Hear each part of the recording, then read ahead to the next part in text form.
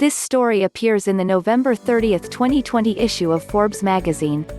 Subscribe. After 7 long days and sleepless nights in March, Tory Burch's impeccably decorated library in her red brick home in the Hamptons officially became a war room. Pierre-Yves Roussel, her husband and the chief executive of her eponymous fashion company, claimed the patterned green couch.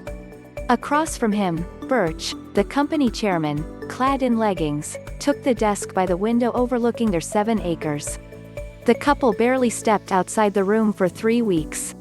One day went into the next, and 1 week went into the next, says Burch, who left her Park Avenue apartment with a small suitcase on March 6, thinking a quarantine would not last long.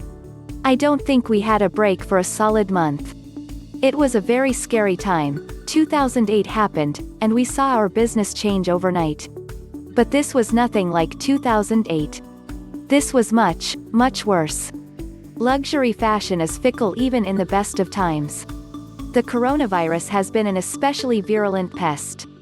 Stores around the globe shut down amid stay-at-home regulations. Chinese travelers, whose purchases account for some 30% of luxury goods sales in Europe and North America, put away their travel bags. Crew, Neiman Marcus and Brooks Brothers all filed for bankruptcy. Revenues at Gucci parent Kering and LVMH, Roussel's former employer, fell around 40% in the second quarter.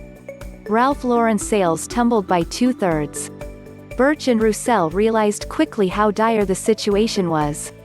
Within weeks, they were closing many of their 315 Tory Burch stores across the globe, furloughing most of their retail employees and shelving expansion plans, and coping with a longtime employee's death from COVID-19.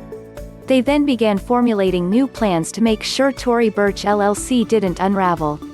Throughout this disruptive moment for the world, for business and for retail, Burch and Roussel let Forbes ride along on their 8-month navigation of this apocalypse.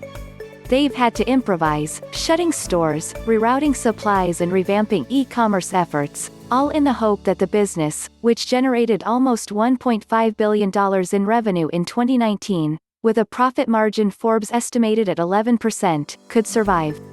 We didn't know how we would be able to pivot and be agile, Burch says.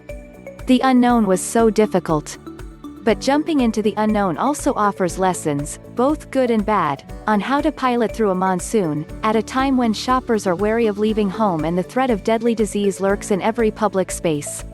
Burch had a fairy tale childhood growing up in a grand old home in Valley Forge, Pennsylvania, the daughter of a former actress and a financier, both of whom prized dressing well.